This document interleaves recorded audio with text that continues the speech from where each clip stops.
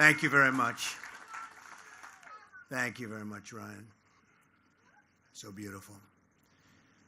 We're gathered together on these hallowed grounds to honor the memory of nearly 3,000 souls who were murdered on this day 17 years ago.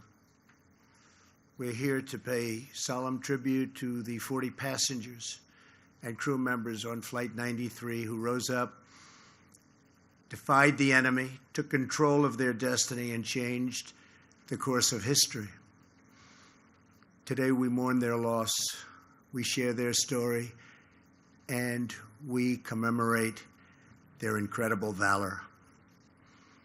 On September 11th, 2001, a band of brave patriots turned the tide on our nation's enemies and joined the immortal ranks of American heroes. At this memorial on this sacred earth, in the field beyond this wall, and in the skies above our heads, we remember the moment when America fought back. Melania and I are grateful to be joined for today's ceremony by Governor Tom Wolf and Governor Mark Schweiker. I also want to thank the members of Congress in attendance, Senator Bob Casey, Congressman Lou Barletta, Keith Rothfuss, Bill Schuster, and along with the president of the families of Flight 93, Gordon Felt. We're also joined by members of the National Park Service, along with firefighters, first responders, and incredible people from law enforcement. These are truly great people.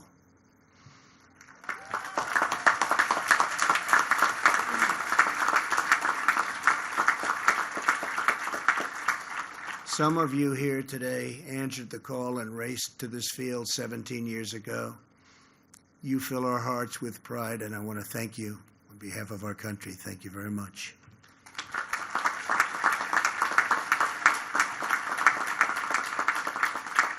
Most importantly, to the family members of Flight 93.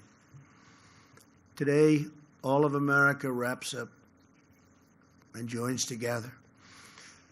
We close our arms to help you shoulder your pain and to carry your great, great sorrow. Your tears are not shed alone, for they are shared grief with an entire nation.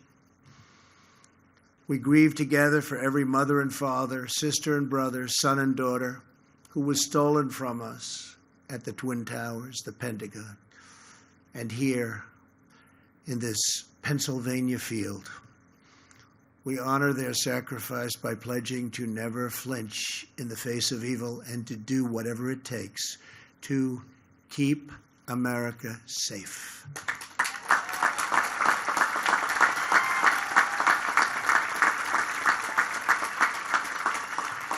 "17 years ago, your loved ones were among the 40 of Flight 93, the 40 passengers and crew members on board the 8 a.m. United Airlines flight from Newark to San Francisco.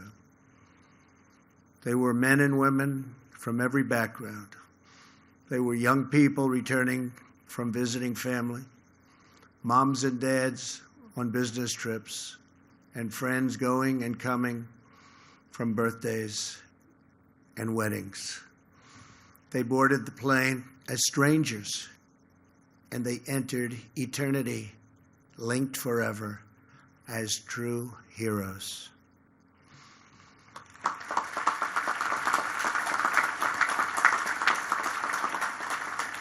Soon after takeoff, Flight 93 was hijacked by evil men bent on terror and conquest. Passengers and crew members began using their phones to call home. They learned that 2 planes had already crashed into the World Trade Center in New York City. Immediately, those on board Flight 93 started planning a response. Sandy Bradshaw, a flight attendant, called her husband and told him they were in the back of the plane preparing hot water to throw onto the hijackers. Passenger Jeremy Glick explained the plan to his wife and said, "Stay on the line, I'll be back." The passengers and crew members came together, took a vote, and they decided to act. At that moment, they took their fate and America's fate back into their own hands. In the last 20 minutes, many placed their final calls home, whispering those eternal words, "I love you." Some said the Lord's Prayer, and then they bravely charged the cockpit. They attacked the enemy. They fought until the very end, and they stopped the forces of terror and defeated this wicked, horrible, evil plan. Flight 93 crashed yards from where we stand, just 20 minutes flying time from the United States Capitol. Through their sacrifice, the 40 saved the lives of countless Americans, and they saved our capital from a devastating strike. In the days after the attack, tens of thousands of firefighters, police officers, and recovery workers traveled to New York and Arlington to crawl through the rubble and search for survivors. There were prayer vigils, memorials, and charity drives all across our nation.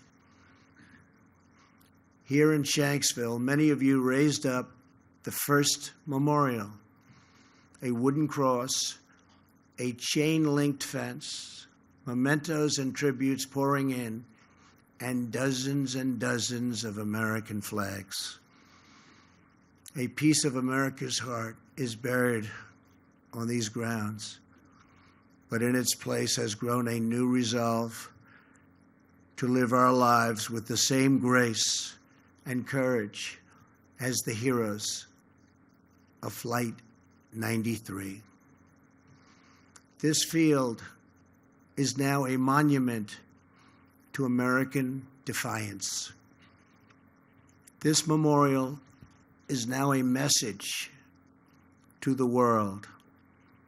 America will never, ever submit to tyranny.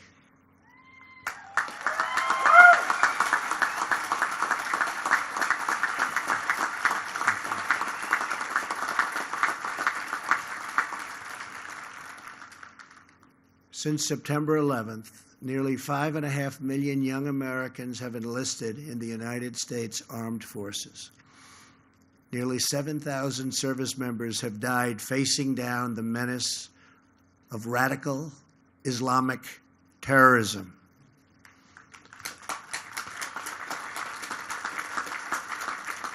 Today, we also think of the more than 200,000 service members now serving overseas.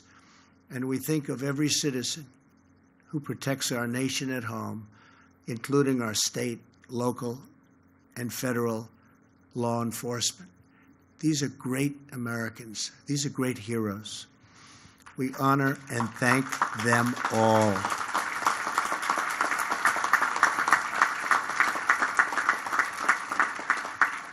As Commander-in-Chief, I will always do everything in my power to prevent terrorists from striking American soil.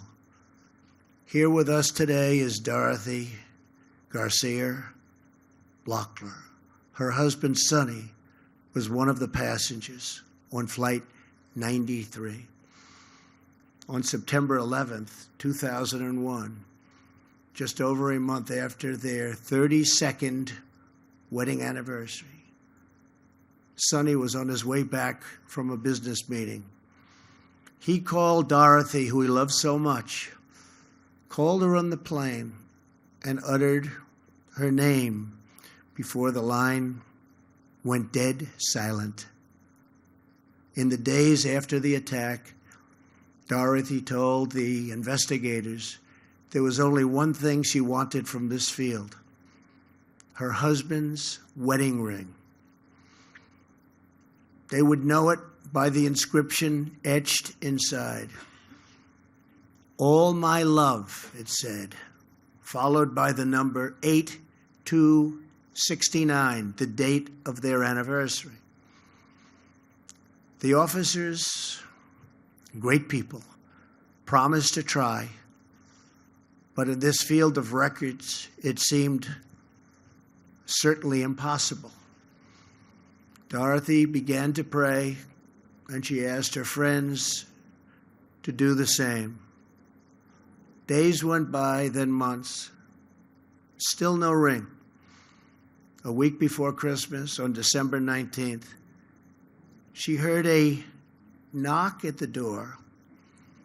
Two officers were standing with a really beautiful, to her, she saw it was so beautiful, she knew what was happening. A beautiful, small white box. Inside it was a wallet, a luggage tag, a driver's license, a small bag with the wedding ring inscribed with those three precious words: "All my love." Those words echo across this field. And those words tell the story of 40 men and women who gave all their love for their families, their country, and our freedom. To Dorothy and to every family here today, America will never forget what your loved ones did for all of us.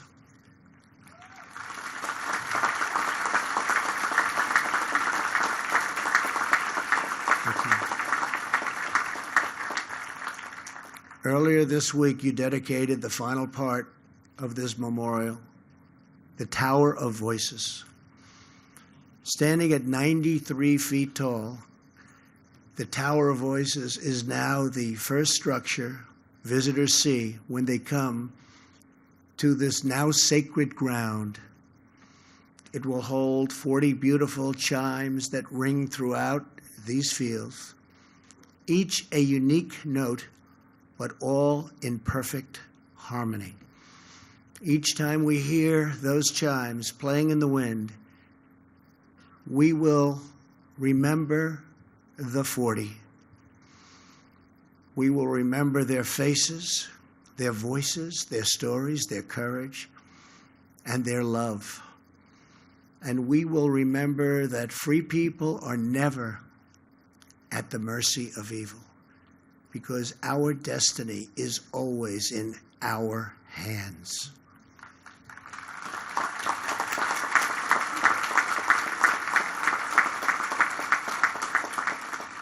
America's future is not written by our enemies. America's future is written by our heroes.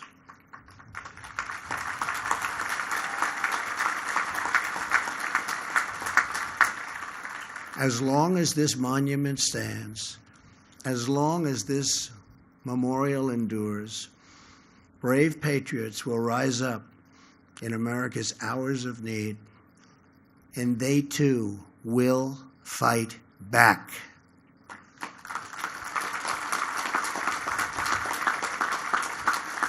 "17 years ago, 40 incredible men and women showed the whole world that no force on earth will ever conquer the American spirit.